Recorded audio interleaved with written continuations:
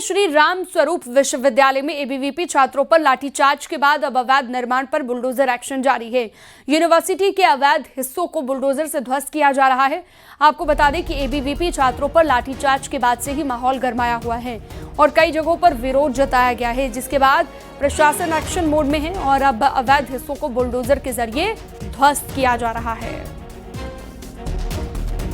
तो इसमें ग्राम सभा की लैंड पाई गई थी, तो उस पर बेदखली की कार्रवाई की गई। पहले आदेश हुआ 25 अगस्त को, उसके बाद में जो है बेदखली की कार्रवाई इस समय चल रही है।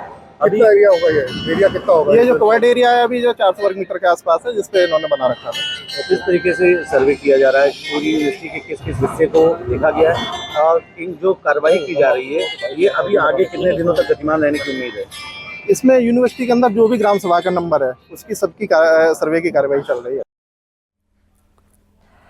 प्रयागराज में गंगा नदी में नहाने गए 3 लड़के गहरे पानी में डूब गए, जिसके बाद 2 लड़कों के शवों को रेस्क्यू ऑपरेशन में बरामद कर लिया गया, जबकि तीसरे लड़के के शव की तलाश की जा रही है। पुलिस ने दोनों शवों को कब्जे में लेकर पोस्टमार्टम के लिए भेज दिया है। हादसा प्रयागराज सिटी जोन के पूरा मुफ्ती थाना क्षेत्र के रसूलपुर घाट पर हुआ है। 2 लड़कों के शव बरामद कर लिए गए हैं, तीसरे लड़के की तलाश जारी है। प्रतापगढ़ में अज्ञात अराजक तत्वों ने इनामिया सपा नेता गुलशन यादव का पोस्टर लगाया है, जिसमें पोस्टर लगाने वाले का नाम और पता नहीं लिखा गया है। वायरल पोस्टर में भगौड़ा गुलशन यादव की सूचना देने वालों को 1 लाख रुपए का इनाम देने की बात कही गई। ये पोस्टर कुंडा के चौराहे पर मकान पर लगाए गए हैं। पुलिस ने पोस्टर लगवाने से इनकार किया है। आपको बता दें कि सपा नेता गुलशन पर हत्या, लूट, डकैती जैसे कई गंभीर धाराओं में 53 मुकदमे दर्ज हैं, जो कि करीब 1 साल से फरार चल रहा है। आरोपी गुलशन पर प्रयागराज एडीजी जोन में 1 लाख का इनाम भी घोषित किया गया है।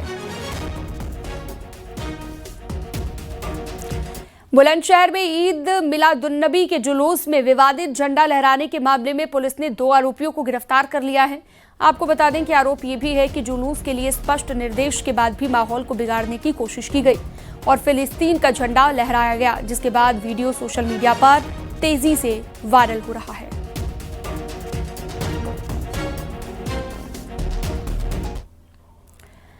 बिजनौर में एक रोडवेज बस को लापरवाही से चलाने का एक वीडियो सामने आया है, जहां पर बस एक ई रिक्शा को टक्कर मारते हुए तेज रफ्तार भागती हुई नजर आई और आगे जाकर खाई में गिर गई। बस का पीछा पुलिस और कई बाइक सवारों ने किया है, जहां पर बड़ा हादसा होने से टल गया है।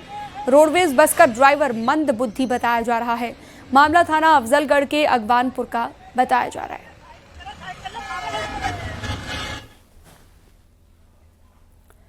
बुलंदशहर में रिश्वतखोरी में फंसे हुए उपनिरीक्षक पर गाज गिरी है। थाना नरौरा में तैनात उपनिरीक्षक अनोखे लाल रिश्वतखोरी के आरोप में लाइन हाजिर हुए हैं।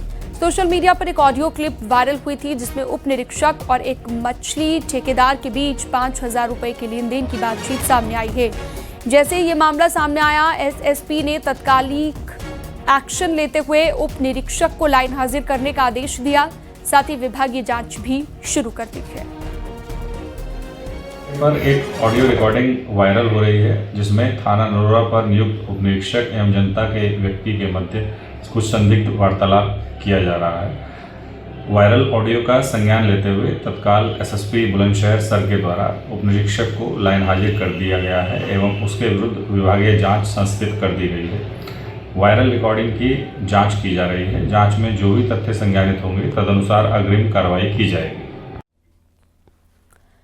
मुजफ्फरनगर की नई मंडी कोतवाली पुलिस ने 3 शातिर बाइक चोरों को गिरफ्तार कर लिया है, जिनकी निशानदेही पर दिल्ली देहरादून नेशनल हाईवे 58 किनारे खंडहर से 6 चोरी की बाइक बरामद कर ली गई हैं। शातिर बाइकों की नंबर प्लेट बदलकर इन्हें औने पौने दाम पर बेच दिया करते थे। दरअसल कुछ दिन पहले एक शख्स की बुलेट चोरी हो गई थी, जिसकी शिकायत पुलिस से की गई। तभी से ही पुलिस शातिरों की तलाश में लगी हुई थी। सीओ नई मंडी के नेतृत्व में इंस्पेक्टर नई मंडी और इनकी टीम के द्वारा इसको ट्रेस किया गया और जब जो चोरी करने वाले अभियुक्त थे इनको पकड़ा गया तो इनके कब्जे से कुल 6 बाइकें बरामद हुई है। इस प्रकार एक ये बाइक चोरी करने वाला गैंग पुलिस ने पकड़ा है। इसमें जब इनसे पूछताछ की गई, जो चोरी किए गए और जो बरामद किए गए वाहन इनके संबंध में, तो ये पता चला है कि ये एक इंटरस्टेट गैंग है जो दिल्ली और यहाँ यूपी के अलग अलग डिस्ट्रिक्ट जैसे मेरठ और मुजफ्फरनगर से ये मौका पड़ने पे बाइक चोरी करते हैं और फिर उसके बाद में जो है इसको या तो अपने इस्तेमाल के लिए रखते हैं या फिर किसी को जो सस्ते दामों में बेच देते हैं। पुलिस को अभी तक इनसे 6 बाइक्स बरामद हुई है।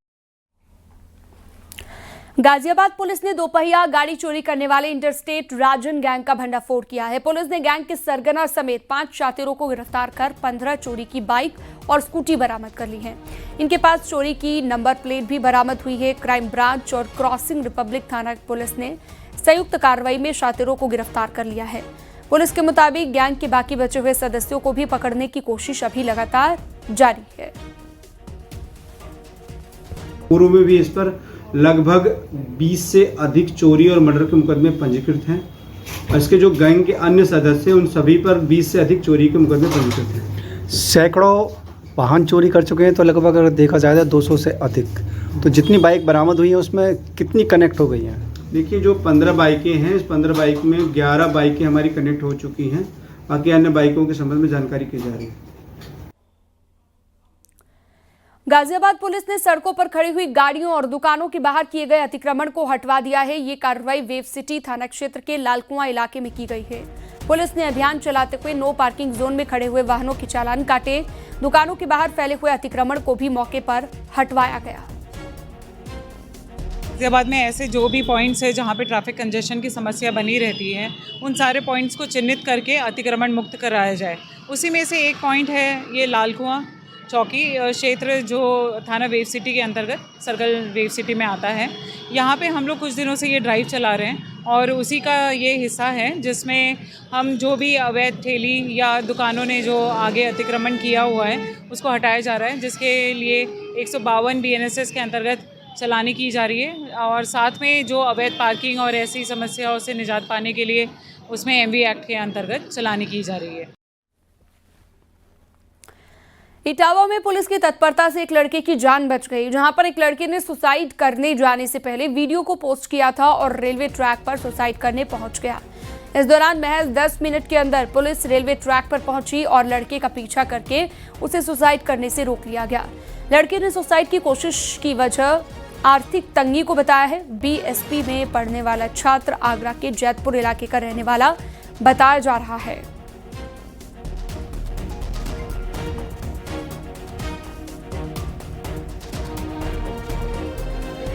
इस मकान में 15 दिन हो गए सर। ये किस जगह, कौन सी है जहाँ रहते हो?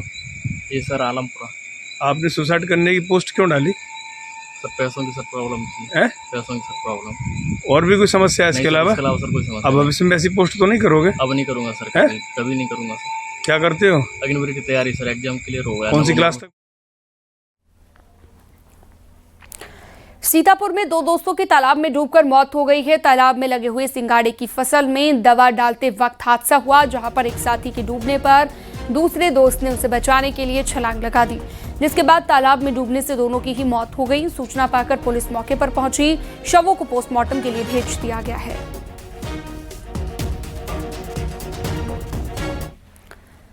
और अगली खबर दिल्ली से उपराष्ट्रपति चुनाव से पहले बीजेपी की कार्यशाला, बीजेपी का ये एग्जीबिशन, जहां पर कार्यशाला में पीएम मोदी का सम्मान किया जाएगा।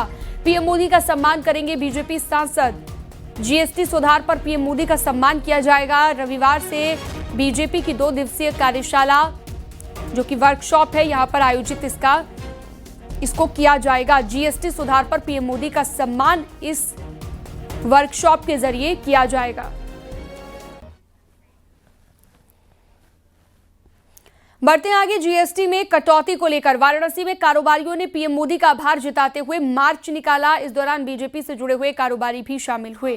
सैकड़ों की संख्या में कार्यकर्ताओं ने शहर में धन्यवाद मार्च निकाला और पोस्टर बैनर लेकर नारे लगाते नजर आए।